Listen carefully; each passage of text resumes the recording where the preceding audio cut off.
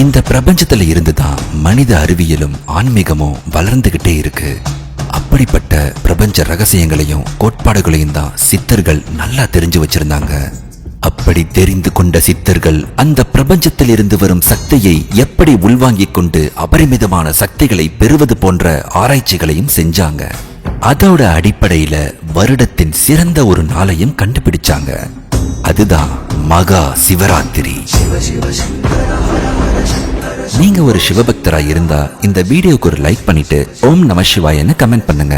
இந்த மகா சிவராத்திரியில் கண்விழித்து விரதம் இருக்கணும்னு சொல்லப்படுவது என்னன்னா, நம்முடைய புறக்கண்களை அல்ல, நம் அகக்கண்களை திறந்து விரதம் இருக்கணும். அதாவது சித்தர்களும் நம் முன்னோர்களும் இந்த நாளில் அகக்கண்களை திறந்து அதை தியானத்தோடு நிலைநிறுத்தி பிரபஞ்ச பேராற்றலை நம் உடலுக்குள் நேராக செலுத்தி சிவனோட இரண்டரை கலக்க செஞ்சாங்க.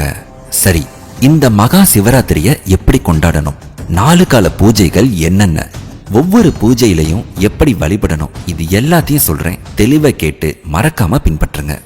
சூரிய பகவான் கும்ப ராசியில சஞ்சரிக்கும் மாசி மாதம் புண்ணியமான மாதமாகவும் சுப நிகழ்ச்சிகள் செய்ய உகந்த மாதமாகவும் சொல்லப்படுது. மாசி கயிறு பாசி படியுங்கிறது பழமொழி. இந்த மாதத்துல நீர்நிலைகள்ல புனித நீராடுவது சிறப்பு. காரணம், அமிர்தமான கங்கை இந்த மாதத்துல ஆறு, குளம், கடல் உள்ளிட்ட நீர்நிலைகள்ல நிறைந்திருப்பதாக சொல்லுவாங்க. மாசி மாத சிறப்புகளின் மகுடம் மகா சிவராத்திரி. சிவராத்திரிங்கிறது தேய்பிரை சதுர்த்தசி நாளையே குறிக்கும் என்றாலும் மாசி மாதம் வரும் சிவராத்திரி மகா சிவராத்திரின்னு போற்றப்படுது. சிவராத்திரி விரதம் இருந்து மகாவிஷ்ணு மகாலட்சுமியையும் சக்கர ஆயுதத்தையும் பெற்றார். பிரம்மா சரஸ்வதியை பெரும் பாக்கியம் பெற்றார். நந்தி எம்பெருமான் சிவராத்திரி மகிமையை எடுத்து கூறியதை அடுத்து முருகன், சூரியன், சந்திரன், மன்மதன், இந்திரன், அக்னி, குபேரன் ஆகியோர் நல் வரங்களை பெற்றார்கள்னு புராணங்கள் சொல்லுது. முதல்ல சிவராத்திரி எப்ப வருதுன்னு பார்க்கலாம். 2025 பிப்ரவரி மாதம் 26ஆம் தேதி காலை 10:19 சதுர்த்தசி திதி தொடங்கி 27ஆம் தேதி வியாழக்கிழமை காலை 9:01 வரைக்கும் அமைஞ்சிருக்கு. சிவராத்திரி 26ஆம் தேதி இரவு கொண்டாடப்பட இருக்கு. மனதை கட்டுப்படுத்தும் மகா விரதம் மகா சிவராத்திரி விரதம். சிவராத்திரி நாள்ல விடிய விடிய 4 ஜாமங்கள்லயும் 4 கால பூஜை செய்யணும். இந்த விரதத்தின் பெருமைய வேற எந்த விரதத்தோடவும் ஒப்பிட முடியாது. கோயிலுக்கு போய் 4 கால பூஜைகள்ல கலந்து கொள்ள முடியாதவங்க இரவு வீட்டிலேயே 4 கால பூஜைய முறைப்படி செய்யலாம். சிவராத்திரி அன்று சிவனுக்கு பிடித்த மந்திரமான ஓம் நமச்சிவாயங்கிற பஞ்சாட்சர மந்திரம் சொல்லி முக்கண் முதல்வனை வணங்கினா நாம நினைச்சதெல்லாம் பெறலாம்ங்கிறது ஐதீகம். சர்வ மங்களங்களையும் அருளும் அற்புதமான திருநாள் சிவராத்திரின்னு பெரியோர்களும் சித்தர்களும் சொல்லி இருக்காங்க. சிவராத்திரி விரதம் இருப்பதால தெரியாமல் செய்த பாவங்களோட தெரிந்தே பாவங்கள் செஞ்சிருந்தாலும் அவை நம்மை விட்டு நீங்கி போகுங்கிறது நம்பிக்கை. சிவராத்திரி விரதம் இருந்து நமது 5 புலன்களை வென்று மனதை அடக்கினா நீண்ட ஆயுள், உடல் ஆரோக்கியம் பெறலாம். சிவராத்திரி அன்று முறைப்படி விரதம் இருந்து சிவனை வழிபட்டா கோடி பிரம்மஹத்தி தோஷம் விலகும். காசியில வீடு பேரடைந்த பலன் கிடைக்கும். சகல செல்வங்களும் மகிழ்ச்சியும் வந்து சேரும். எந்த ஒரு விரதத்தை தொடங்குறதுக்கும் முன்னாடி ஒரு நூலை மஞ்சள் தடவி மஞ்சள் நூலாக்கி கையில கட்டிக்கணும். இந்த மஞ்சள் நூலை காப்பா கட்டிக்கிட்டா விரதம் ஆரம்பம்னு அர்த்தம். 4 கால பூஜை தொடங்குறதுக்கு முன்பாக நடராஜரையும் பிரதோஷ நாயகரான நந்தி எம்பெருமானையும் வழிபாடு செய்யணும். அதன் பிறகுதான் பூஜை நாம தொடங்கணும். முதல் கால பூஜைய பார்க்கலாம். பிரம்மதேவர் சிவனை பூஜித்த காலம்தான் முதல் கால பூஜை. இதுக்கு பிரம்ம பூஜை காலம்னு பேரு. இந்த பூஜை மாலை 6:30 தொடங்கும். இந்த காலத்துல சிவன் சோமஸ்கந்தர் ரூபத்துல வணங்கப்படுறாரு. சோமஸ்கந்தர்னா சிவன், அம்பிகை, கந்தன் மூவரும் சேர்ந்து இருக்கிறது தான். இறைவன் இல்லறத்தானாக, இனிய கணவனாக, பாசமுள்ள தந்தையாக தனையனுடன் காட்சியளிக்கும் இந்த கருணை வடிவம் நாம தரிசனம் பண்ணி மகிழ வேண்டிய ஒண்ணு. இல்லறம் நல்லறமாக இருக்கணும்னு விரும்புறவங்க, குழந்தை வரம் கேட்டு காத்திருக்கிறவங்க கட்டாயம் வழிபட வேண்டிய காலம் முதல் காலம். இந்த காலத்துல நல்லெண்ணெய் அல்லது சந்தனாதி தைலம் காப்பு சாத்துவாங்க. அபிஷேகத்தின் போது முதல்ல சாமிக்கு எண்ணெய் காப்பு சாத்தணுங்கிறது விதி. இதன்படி முதல்ல எண்ணெய் காப்பு, அதுக்கு பிறகு பால், நெய், தயிர் ஆகிய பொருட்கள் கொண்டு அபிஷேகம் செய்யலாம். பஞ்ச கவ்வியத்தாலையும் அபிஷேகம் செய்யலாம். பச்சை கற்பூரம் கலந்த சந்தன பொட்டு வச்சு சிவப்பு பட்டு உடுத்தி வெண்பொங்கல் சாமிக்கு நைவேத்தியமா செய்வாங்க. ரிக்வேதம் பாராயணம் நடக்கும்.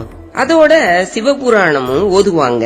திருநீற்று பச்சிலை, தாமரை, அரளி போன்ற மலர்களும் கூட 2 வில்வமும் சேர்த்து அர்ச்சனை செய்வாங்க.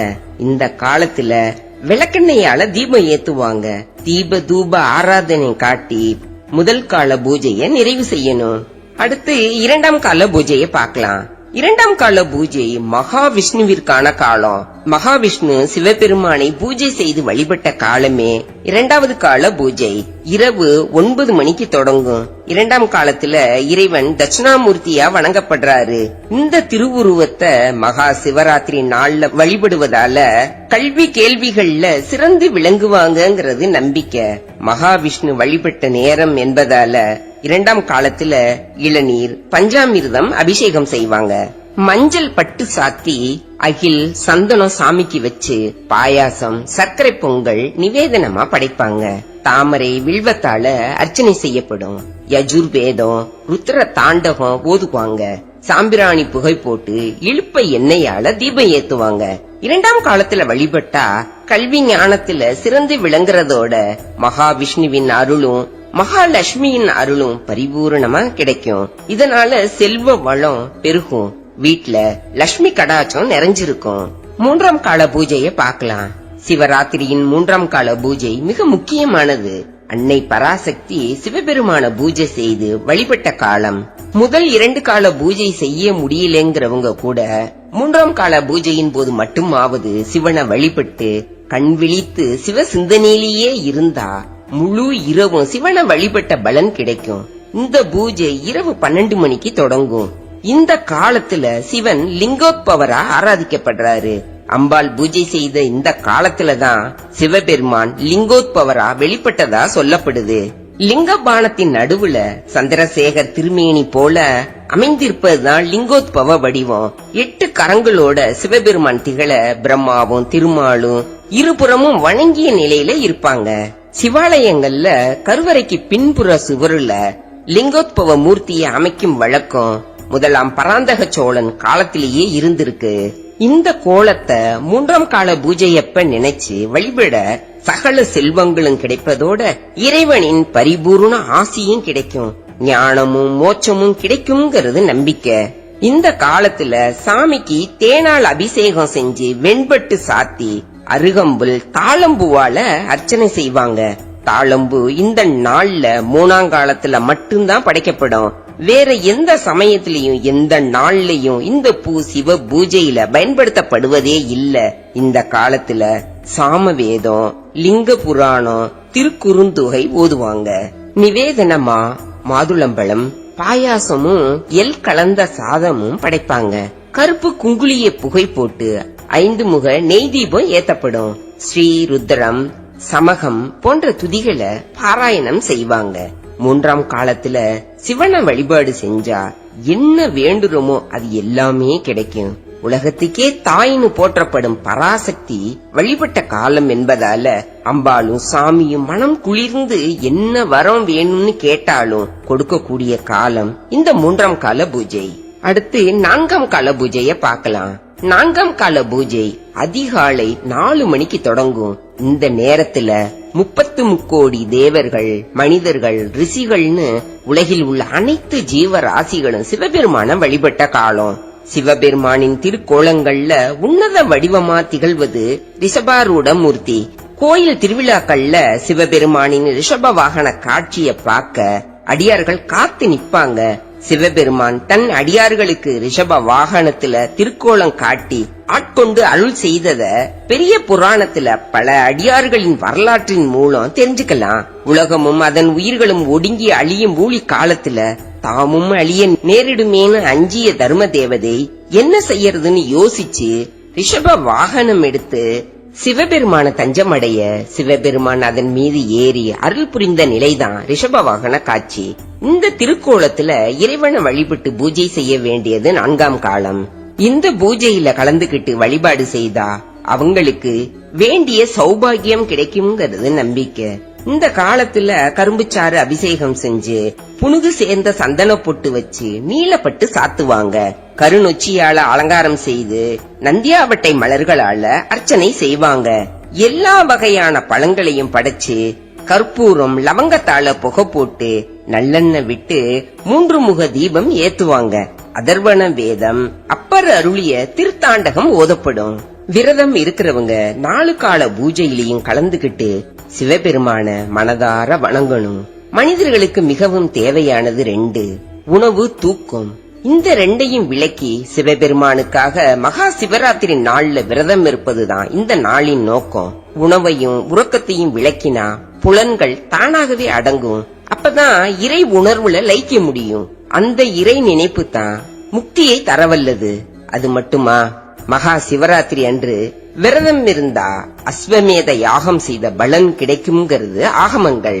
இந்த 4 கால பூஜை முடிஞ்சதும் கொஞ்ச நேரத்துல உஷத்கால பூஜைகள் முறைப்படி நடக்கும். அதோட உச்சிக்கால பூஜையையும் சேர்த்தே செஞ்சிடுவாங்க. விரதம் இருக்கவங்க வீட்டுக்கு வந்து கொஞ்ச நேரம் அமர்ந்து அப்புறம் குளிச்சுட்டு சிவநாமம் சொல்லி திருநீறு பூசி யாராவது இல்லாதவங்களுக்கு சாப்பாடு கொடுத்து நம்மளும் சாப்பிடணும். பகல் முழுவதும் தூங்க கூடாது. மாலை 6 மணிக்கு மேல விளக்கேத்தி சாமி கும்பிட்டுட்டு அப்புறம்தான் தூங்கணும். இது போல செய்தா எல்லா ஞானமும் சித்தியும் கிடைக்கும். அவங்களோட நியாயமான ஆசைகள் நிறைவேறும். பெண்கள் சிவராத்திரி விரதம் இருந்து பூஜை செய்தா மிகச்சிறந்த கணவன் கிடைப்பான்னு சொல்லப்படுது. திருமணமான பெண்கள் விரதம் இருந்தா கணவனுக்கு நீண்ட ஆயுள், ஆரோக்கியமான வாழ்நாளும், பிள்ளைகளுக்கு சிறந்த கல்வியும் கிடைக்கும். மனையில மங்களம் பெருகும். சகல விதமான செல்வங்களும் அனைத்து விதமான நன்மைகளும் கிடைக்கும். என்ன நினைச்சு சிவராத்திரி பூஜை செய்தோமோ அந்த வேண்டுதல் அப்படியே நிறைவேறும். மகா சிவராத்திரி நாள்ல கோயிலுக்கு போக முடியாதவங்க வீட்டுல விரதம் இருந்து சிவ வழிபாடு எப்படி செய்யறதுன்னு பாக்கலாம். விரதம் இருக்கவங்க முதல் நாளே வீட்டை சுத்தம் செஞ்சு வச்சுக்கங்க. அதிகாலையில எழுந்து குளிச்சுட்டு நெத்தி நிறைய திருநீர் பூசி ஓம் நமச்சிவாயங்கிற பஞ்சாட்சர மந்திரத்தை சொல்லி சிவலிங்கம் வச்சு வழிபாடு செய்துட்டு வர்றோம்னா சிவலிங்க பூஜை செய்யணும். சாதாரணமா கடவுள் படங்கள் வச்சு வழிபாடு பண்றவங்க அந்த வழிபாட்டை பண்ணலாம். காலையில நாம பூஜை அறையில விளக்கேத்தி 2 வாழைப்பழம், வெத்தலைப்பாக்கு, 1 டம்ளர் பால் நெய்வேத்தியமா வச்சு வழிபட்டு தேவாரம், திருவாசகம் உள்ளிட்ட சிவன் பாடல்கள் என்னவெல்லாம் தெரியுமோ அதெல்லாம் படிக்கலாம். அன்றைய தினம் காலை, மதியம், இரவுன்னு 3 வேளையும் சாப்பிடாம இருந்து இரவுல கண் விழிச்சு இருக்கணும்.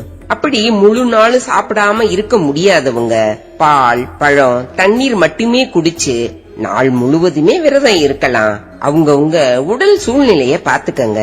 கர்ப்பிணிகள் தொடர்ந்து மாத்திரை போடுறவங்களா இருந்தா சமைக்காத உணவுகள், அதாவது பழங்கள், அவள் எடுத்துக்கலாம். தண்ணீர், பழச்சாறு மட்டுமே குடிச்சு நாள் முழுவதும் விரதம் இருக்கலாம். சாப்பிடாம விரதம் இருக்கவங்க, பால், பழம் மட்டுமே சாப்பிட்டு விரதம் இருக்கவங்க யாரா இருந்தாலும் தண்ணி அவசியமா குடிக்கணும். உடம்புல நீர்ச்சத்து குறையாம பாத்துக்கணும். அது ரொம்ப முக்கியம். சிவராத்திரியில நம்ம வீட்டுல பூஜை செய்யறதோட ராத்திரியில வீட்டுல சிவலிங்கத்துக்கு 4 ஜாம பூஜை செஞ்சு வழிபடலாம். சிவாய நம என சிந்திப்போருக்கு அபாயம் ஒருபோதும் இல்லை என்பது ஆன்றோர் வாக்கு. சிவராத்திரி அன்னைக்கு தம்பதிகளாக கணவன் மனைவி இருவரும் சிவலிங்க வழிபாடு செய்தா இல்லறம் இனிமையாக இருக்கும். தம்பதிகள் அந்யோன்யமா அன்பு நிறைந்து இறைவனின் திருவருளால வளமுடன் வாழ்வார்கள். 4 கால பூஜையிலையும் அந்தந்த பூஜைக்கு தகுந்த மாதிரி பூ, வஸ்திரம், நைவேத்தியங்கள் சிவலிங்கத்துக்கு படைச்சு பூஜை செய்யணும். மகா சிவராத்திரி தினத்துல குறைந்தபட்சம் 1 வில்வ இலையாவது சிவனுக்கு நாம அர்ச்சனை செய்து வழிபடுவது நல்லது. இது முன்ஜென்ம வினையையும் இந்த பிறப்பின் வினையையும் அறுக்கும் வல்லமை வாய்ந்தது. வீட்டுல சிவ பூஜை செய்ய முடியாதவங்க கோயில்கள்ல நடக்கிற 4 ஜாம பூஜைகள்ல கலந்துகிட்டு சிவனை வழிபட்டு சிவன் அருள் பெறலாம். மகா சிவராத்திரி அன்னைக்கு இரவு முழுவதும் கண் விழித்து விரதம் எடுக்க முடியாதவங்க 3ஆம் கால பூஜையப்ப கட்டாயம் சிவனை வழிபடணும். இரவு 11 மணிக்கு மேல 1:30 வரை நடக்கும் இந்த 3ஆம் கால பூஜையில மட்டும் கண்டிப்பா சிவநாமம் சொல்லி சிவனை வழிபடணும். சிவராத்திரி இரவு முழுவதும் சில சிவன் கோவில்கள்ல சிவபுராணம் உபன்யாசம் நடக்கும். அந்த உபன்யாசத்தை கேட்பதால புண்ணிய பலன்கள் கிடைக்கும். அப்புறம் உங்க வீட்லயே தேவாரம், திருவாசகம், சிவபுராணம், சிவ மந்திரங்களை படிக்கலாம். இல்லைனா யாரையாவது படிக்க சொல்லி கேட்கலாம். அப்படியும் இல்லையா பஞ்சாட்சர மந்திரத்தை எத்தனை முறை முடியுமோ அத்தனை முறை சொல்லலாம். சிவராத்திரி விரதம்னா சாப்பிடாம தூங்காம அமைதியா சிவபெருமான தியானம் செய்தா சிவபெருமானோட பரிபூரண அருள் கிடைக்கும். சிவராத்திரி அன்னைக்கு பகல்ல தூங்கக்கூடாது, அசைவம் சாப்பிடக்கூடாது. இரவுல கண் விழிப்பதற்காக சினிமா, டிவி, மொபைல் போன் பார்க்க கூடாது. அன்னைக்கு கோபத்தை தவிர்த்து பிரம்மச்சரியத்தை கடைபிடிக்கணும். மகா சிவராத்திரிய ஆடலும் பாடலுமா கொண்டாட தேவையில்லை. பக்தியோட விரதம் இருக்கணும். அதாவது சாப்பிடாம விரதம் இருக்கணும். விரதத்தோட கண் விழித்து ஈசனை நினைச்சு உருகி வழிபடணும். மகா சிவராத்திரி அன்னைக்கு சிவனை வழிபட்டா 1 வருடம் முழுவதும் சிவ வழிபாடு செஞ்ச பலன்கள் கிடைக்கும். பாவங்கள் தொலைஞ்சு முக்தி கிடைக்கும்னு சாஸ்திரங்கள் சொல்லுது. மகா சிவராத்திரி நாள்ல மனிதர்கள் மட்டுமல்ல 33 கோடி தேவர்களும் சிவனை வணங்கி வழிபடுவாங்க. அன்றைய தினம் கோள்களின் அமைப்பு இயற்கையாகவே நம் உயிர் சக்தியை மேல் நோக்கி நகர செய்யுது. அதனால அன்று முழுவதும், அதாவது இரவு 12 மணி முதல் காலை 6 மணி வரைக்கும் ஒருவர் முழிச்சிட்டு இருந்தாங்கன்னா இயற்கையாகவே நம்ம கிட்ட இருக்கும் உயிர் சக்தியும் மேல் நோக்கி நகர்ந்திடும்னு ஆன்மீகவாதிகளும் சித்தர்களும் சொல்லி இருக்காங்க.